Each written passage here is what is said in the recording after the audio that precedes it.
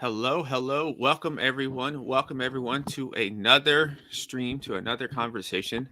Um, this is Executive Health. This is the place for entrepreneurs, investors, and executives, and in general, high performers to look, feel, and stay at the top of their game so they can enjoy the finer things of life, so they can enjoy living a rich life, however they deem forth that rich life looks. Now, to most people, well, I should say most people, but a lot of people, living a rich life is a big part of that is being able to be mobile, and a big form of that mobility is to travel. And that's going to be the discussion for today, is all about travel, but not just traveling just for the sake of traveling, but and not just to say traveling is fun, but to talk about traveling from a health standpoint, to talk about health from a scientific standpoint, to look at health from the standpoint of it being a tool in the belt concerning our health and our longevity. So when you're thinking about a precision performance longevity plan, you're going to include travel and just getting away some as well. So just as you focus on nutrition, you're going to put a component of traveling in there as well. And I did an episode a while back. It's on the podcast as well, and it is about just the 8 core pillars to being the optimal executive, to being the optimal to achieving this optimal performance. And there's 8 key pillars, and traveling is a component of that, because I have this component called living the good life, living a rich life. And excuse me for that.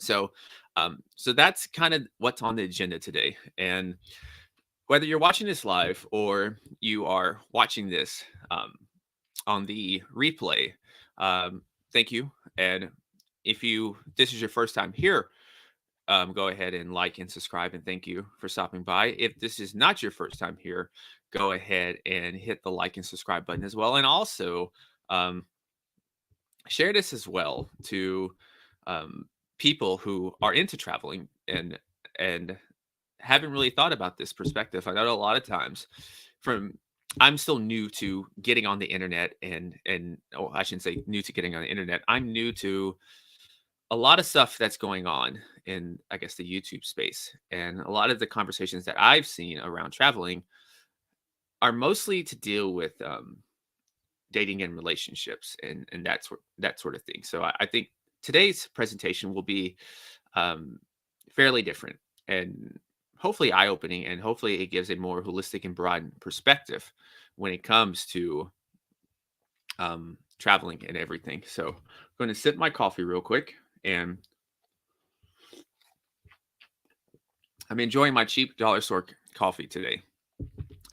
Normally, I'm a little bit of a coffee snob, and I was like, you know what? Let's be a little old school today, and let's go back and get some cheap dollar store coffee. Not at the dollar store in particular, but the gas station. So, um, it's been a super fantastic day. I love Mondays. I'm amped up. I just got done with a 9-mile run this morning, and then had some calls, just really inspiring with people, and then get to go work out again later this evening. So it's like living a dream life. Then I get to um, deliver this presentation and everything. So no complaints over here.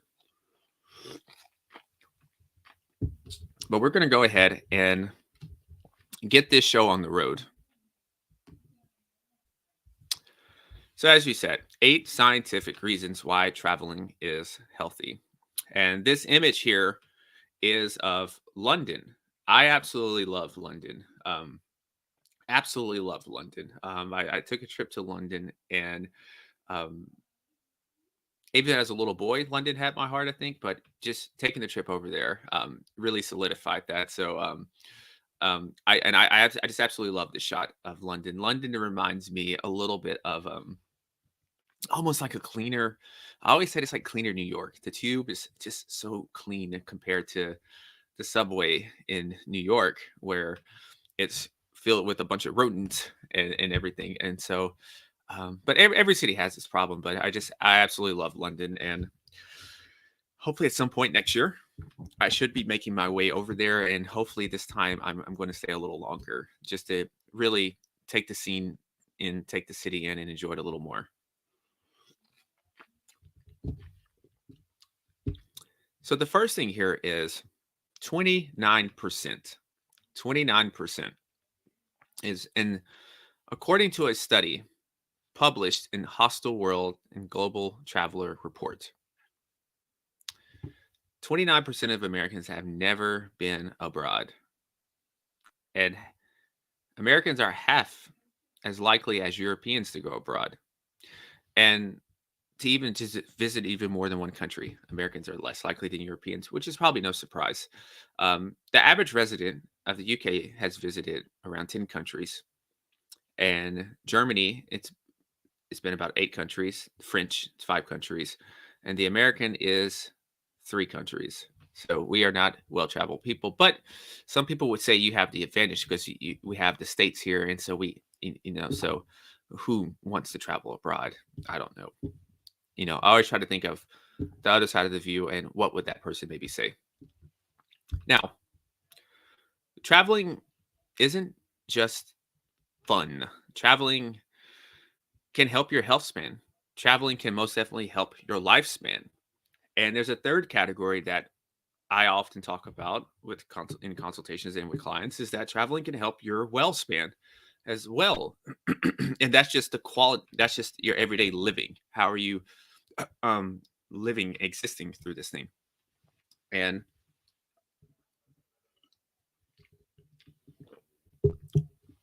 so as we get started here, eight reasons. I want to lay out 8 critical reasons excuse me, on why traveling should be a part of your health and longevity plan.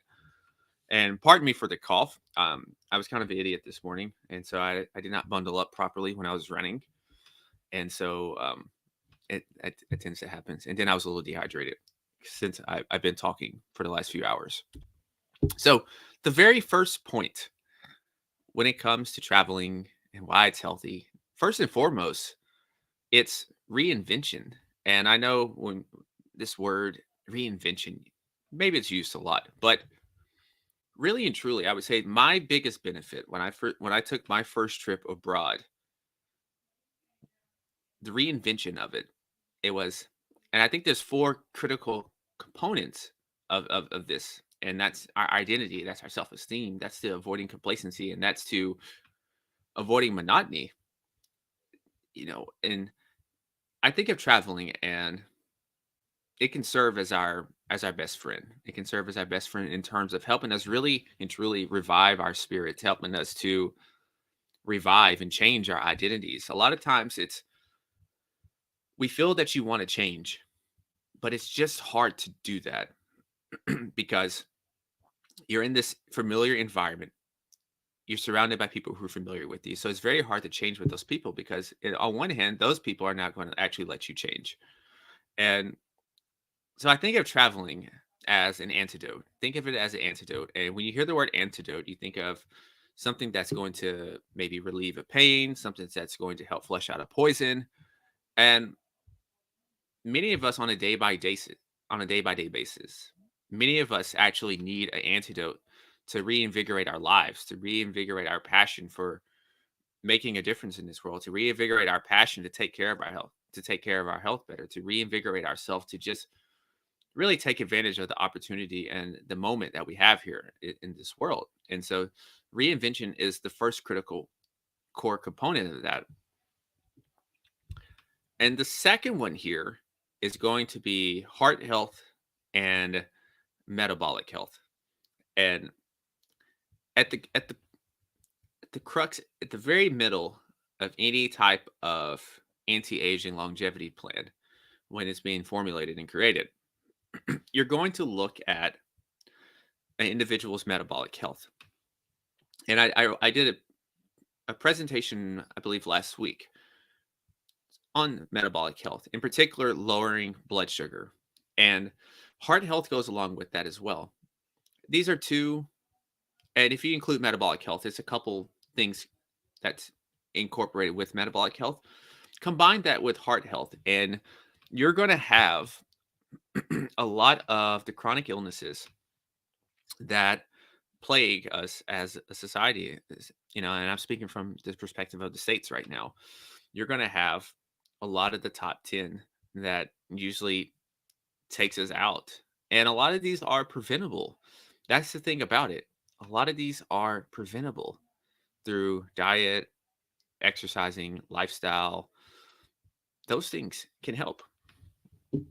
And so the first one here is, and I found a lot when I was researching this, and I didn't want to include everything in it because it probably just been too overwhelming. So the first one here concerning women is that this is women compared to women who vacation every 6 years or less. Women who vacation 2 times a year lower their risk of a heart attack. And men who don't take an annual vacation, at least just an annual, one time, an annual vacation, increase the risk of death 20% and increase the risk of heart disease by 30%. And as I said, I shared the source on here. It's a joint study by the Global Commission on Aging and Trans-American Center for Retirement Studies that was in partnership with the U.S. Travel Association.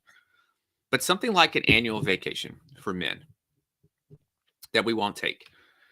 And I think that's a thing, maybe in America. We love to work, and there's nothing wrong with that. And I think this problem is really a problem with entrepreneurs and individuals and even a lot of sales professionals who have to be on the go all the time, have to fish for what they eat. And there is no time seemingly to take out for leisure and pleasure. And but oh, man, but we're increasing our chances just from something of not taking annual vacation. So I thought that's a pretty powerful, easy tool to implement right there, is just to make sure to take at least, at minimum, an annual vacation, and you're going to help all-cause mortality. Now, another one, because remember this was a two-part, and this part was about decreasing metabolic syndrome. And so this one here was interesting and published in the Journal of Psychology and Health pretty recently in 2019. And so inside that study, just to sum it up, you had 63 workers who were eligible for a paid vacation. And these individuals were followed, and their time were tracked for 12 months. And those who had and took more vacation actually had fewer metabolic syndrome incidences or even symptoms at all compared to those who did not. And actually, getting even more granular with the numbers, the risk of metabolic syndrome went down by a quarter with each individual vacation that this person took. So just once again, taking time to get away from the day-to-day life, the day-to-day life of building your business, the day-to-day life of helping your helping shareholders, or trying to hit those numbers as a salesman. Taking time away, and you're going to help not only your heart, your blood pressure, but you're also helping your overall mortality. And so number 3 here was improved creativity. And first and foremost, how this is happening is that your brain is creating new pathways, it's creating new neural connections. And an interesting study that I have, actually 2 studies, and I have them on there, is that the first one was in the 2009 May issue of the Journal of Personality and Social Psychology. And it was published by the American Psychological Association. And those who spent time abroad, they had an increase in creative output and an increase in just creative tendencies. So think about this: a person who doesn't really deem themselves a creative, all of a sudden started to just have this start to flare out more. And that's because you had these new pathways, these new neural connections that are firing, that are going in the brain now, just from changing your surroundings.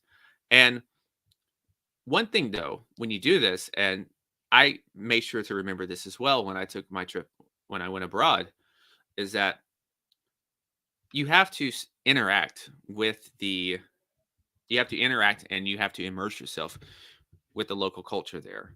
You're not going to get any benefits if you're just staying in a little bubble area with just other people just like you.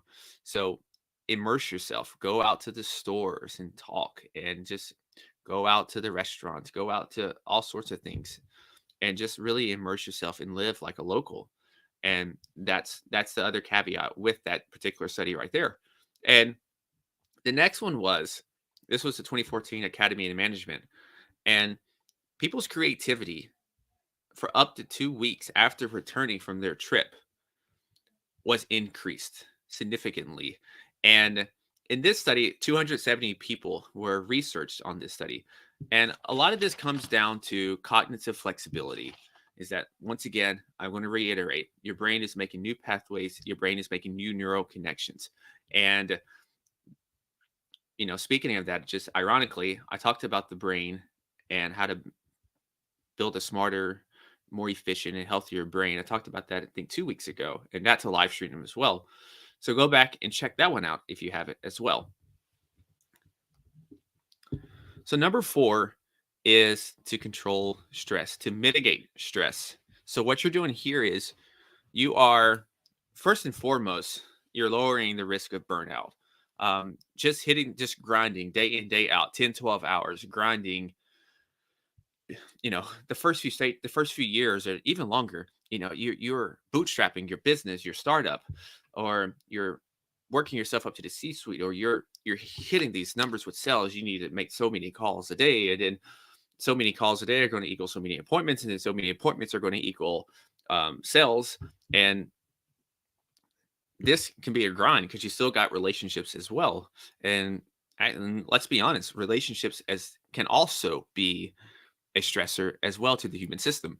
So lowering burnout's a big one. And looking at this from a health standpoint, looking at this from a lab, we get labs, and stress can really wreck a system. There's a really cool device that I use, and that one of the first things I do with a diagnostic, it's called the Firstbeat. And what you do is, it's a really cool device. Someone wears it under their shirt. You wear it for 3 consecutive days, and this thing monitors, and it's going to record every single heartbeat for those 3 days. Every single heartbeat. It's not going to miss. When you're exercising, when you're going out to eat, when you're working on emails, every single thing. And the cool thing is that you can see a person has these spikes in their heart rate, and they don't even realize it. So they're more stressed than they even realize. And the reason why that's so cool is because then you can go back and you can start to work on things. You can start to mitigate stress and how you respond to certain types of situations. And then what that does is you look at lab panels and you can see that this person's cortisol is improving. And you can see there's other various biomarkers as well that is going to improve for when you learn how to mitigate stress. Now, we're not trying to get rid of stress, because stress has its benefits. We're just trying to learn how to mitigate it and control it a little more. And so the study here is in the International Journal of Environmental Research and Public Health pretty recently as well. This was in 2018. And a lot of times when we think about traveling abroad, you think about just traveling in general, you think about, oh man, I need to be away for 30 days. I need to be away maybe for 10 weeks or 10 days or something like that. Those are all fun. I actually think 10 days should be a minimum, but in this study here, these individuals just had a 4-day long weekend. Simple 4 days, a 4-day long weekend. And what happened was they had increased recovery, they had an increased strain, they had increased perceived stress that went down, which is beneficial as well. Because a lot of times something's not stressful. A lot of this stuff is about how we perceive it.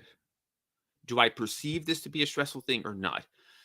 You know, um, do I perceive the client falling through as a perceived stress, or just another no that gets me to the next yes? It's all about our perspective. And so these people had a positive responses and benefits from those things, and it lasted for as long as 45 days. So think about this: a 4-week trip, or sorry, a 4-day trip provided benefits to your health and your productivity and performance for up to 5 weeks, nearly a little over 5 weeks. 4 days away, 5 weeks of benefits on the after effect. That's a pretty awesome ROI if you're asking me. And so number 5 here is happiness and fulfillment. Now, the very first thing that must be noted is that happiness is relative. I think it's a very you ask the person what they want most in life, and they'll say happiness. And I don't like that answer.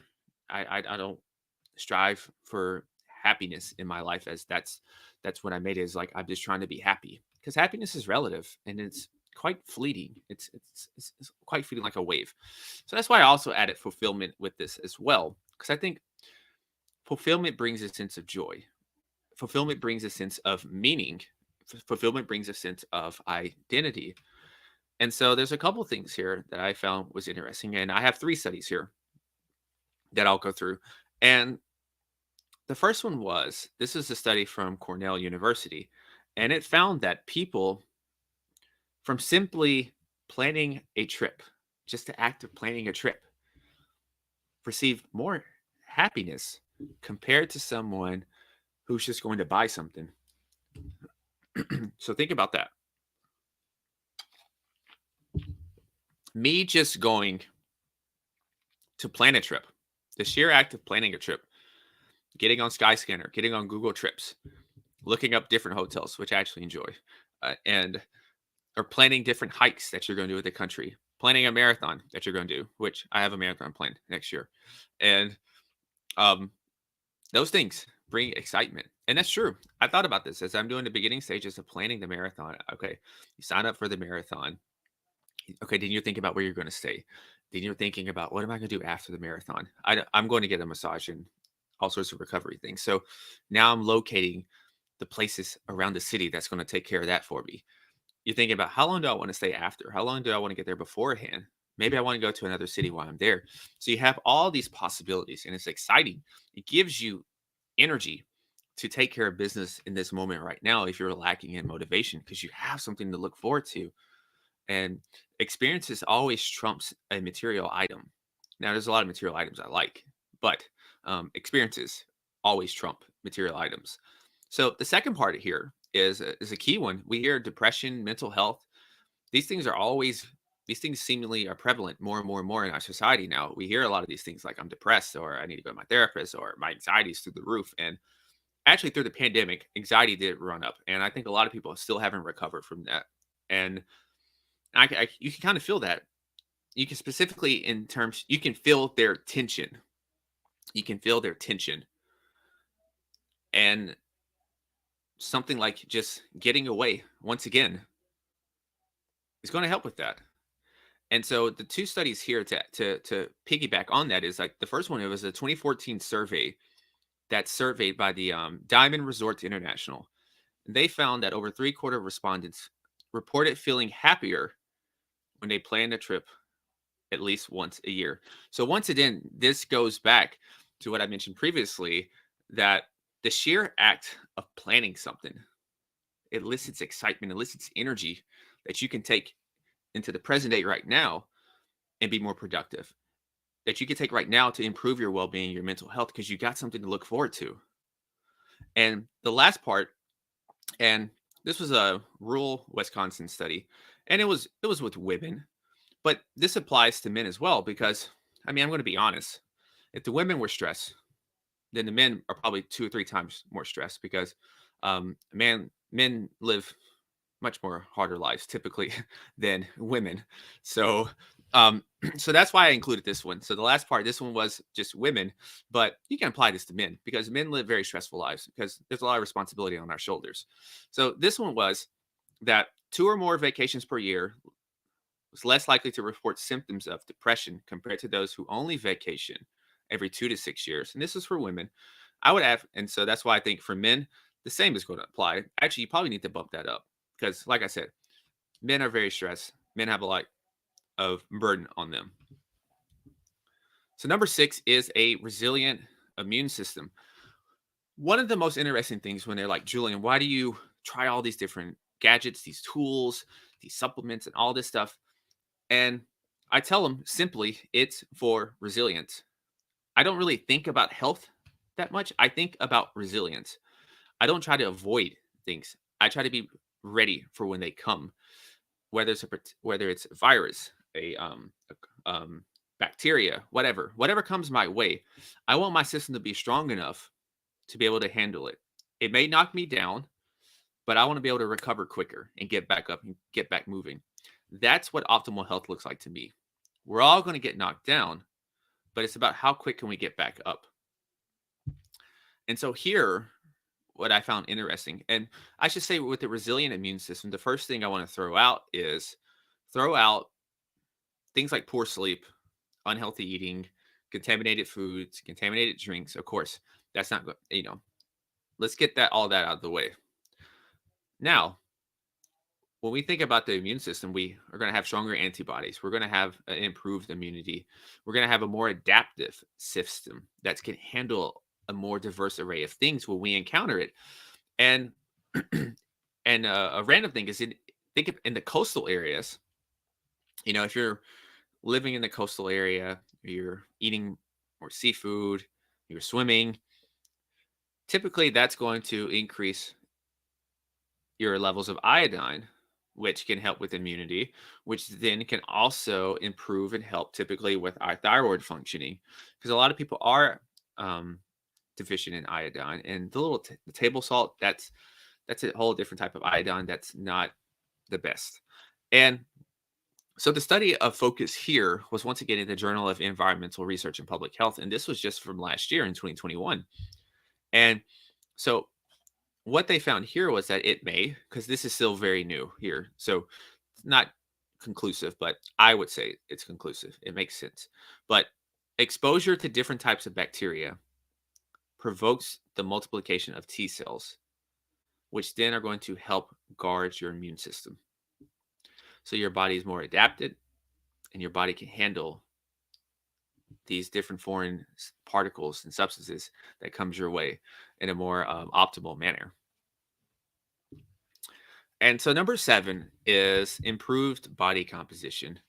And body composition, when you think about body composition, think about just your overall frame, from your weight, from just, and how you look.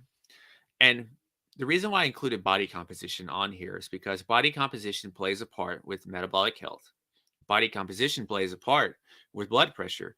Body composition plays a part with your blood circulation, with your brain health. And lastly, you're going to improve your body composition indirectly because you are getting more. You're having these extra moments of activity. You're having these times of curiosity to where you're able to do these things. And so think about when you're traveling to a different country, you want to get out and see the city more. So that's more opportunities for you to go walking. When you are in these cities, there's different landmarks and everything. And so you're not just sitting around on your computer working, or you're sitting in an office, but you have this incentive to just get out, to explore, to be curious. And that's going to help your day-to-day activity, which is then going to, like I said, help your overall body composition. Because if you're looking at metabolic health right now, a key part of that is obesity, being overweight. That's going to affect your levels of, that's going to affect cholesterol. That's going to affect blood pressure. That's going to affect circulation. It's going to affect levels of inflammation. It's going to affect blood sugar. So it's going to affect the whole human system in itself. So all these things, once again, feed into each other. And so the last one here, which is maybe a little esoteric to some, is empathy and perspection. Now, depending on where you were born, depending on where you live, it can be very easy to live a sheltered life, to live a life with tunnel vision, to where you don't really have a clue to actually what's going on in the world, to really how most people live on a day by day basis. So when I think about empathy and perspection and its association with traveling, I included these five pillars here. And the first one is your survival skills improve. Your ability to, like it says, survive, to live day by day, because you have a better perspective. You have a increase in situational awareness. And number two is the connection to others. Your relationships improve when you have increase in empathy, increase in perspection. You're It's easier to connect with others because you can see the world. You can see through their lens now. Your intimate relationships are going to improve as well because once again, you're able to see within their lens. You're able to understand them. You're not going to take things personally. And I always think about when I think about taking things personally, one of the books is the Four Agreements, and one of the agreements is don't take things personally. And because usually when people are lashing out or something like that, it usually has a lot more to do with themselves than it has to do with you. And the next one, which is key, is regulating emotions and decision making. And regulating emotions, once again, will help us not be so emotional, which then is going to directly help um, our stress levels not to rise up as much. And that's going to keep our heart rate and our HRV at a manageable level. And let me see if I have it here. I actually have this device here. Let me pull it out. It's called a heart math device. This little, let's see here. Let me fix it real quick. Yeah, I have this little device here. It's a heart math. And, because our heart, not to get too lost in the weeds here, our heart has its own communication and it communicates with our brain. What I do is I clip this, clip this, clip it up, right? And I just breathe. And I have the app on my phone, and you can see fluctuations of your heart rate and everything. It's called Coherence. And this is once again helping you regulate stress. This is helping to train your entire nervous system. So there's a parasympathetic and a sympathetic. Most of us are very sympathetically driven, which has ramifications when we are trying to sleep at night and we just can't sleep because we're so amped up and wired. So devices like this really helps you stay even keel, really helps your system stay in a nice flow. And so the last one, once again, I've mentioned this before, and that's burnout. Empathy, perspection helps you with reducing your chances of burnout. A lot of us are hard charging individuals. I know a lot of the people that I talk with, that I consult with, are hard charging individuals. And something simple like this starts to help mitigate those chances of experiencing severe burnout and just shattering. Oh, shattering is a very strong word, but substantially lowering um, their various biomarkers when you look at their labs and everything. And the next one is it's having a stronger moral compass and a stronger set of values and principles to guide you in the world. When you travel, you start to see just how vast this world is. And it really just opens your eyes and your lens. So if you were seeing things at a very tunnel vision initially, now you're looking out this way. It's much, much, much wider that you see the world. And that helps you in a business context as well because your ability to relate to others and to conversate substantially goes up. And that's something that I can definitely attest to, as I am a natural introvert. Speaking on camera, doing podcast interviews, that stuff is not very natural to me. Going out and networking, none of that's very natural to me. And so um but traveling, and especially traveling by myself and going to a place where the I is not my native tongue or anything, that all built the skills that help my well-being, but also directly help me in my professional life as well.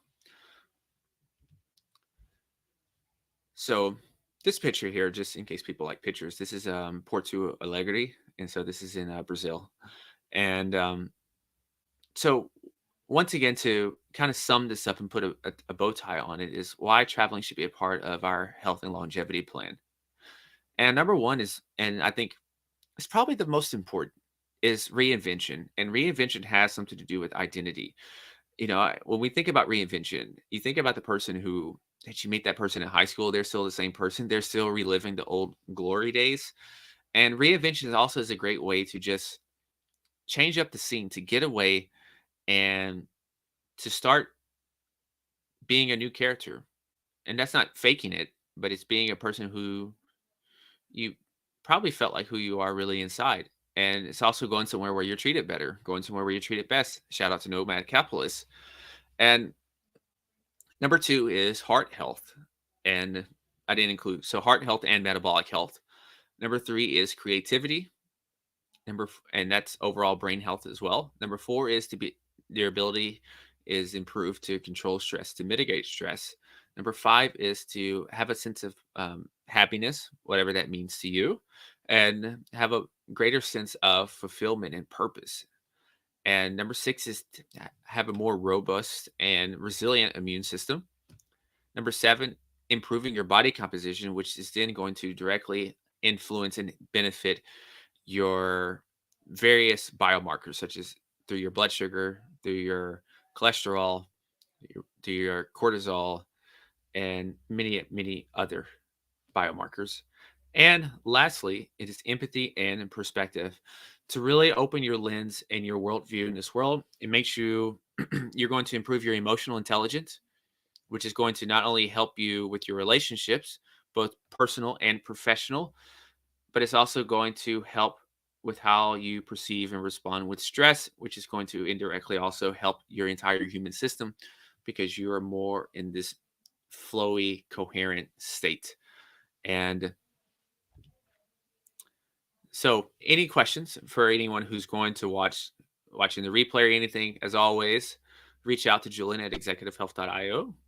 The website executivehealth.io for any inquiries in terms of being one of the clients there or just a general consultation. Or if there is some topic that you're interested in hearing about, let me know. And I perhaps can put a presentation together to share. And so thank you for being here. Thank everyone. Um, it's the end of the year, and most people will take it easy. And, so don't be one of those people. Finish your year strong and get ready for 2023 to be a even greater year. And so I thank you again. So stay awesome, be limitless, and go be the CEO of your health and your life. Bye bye.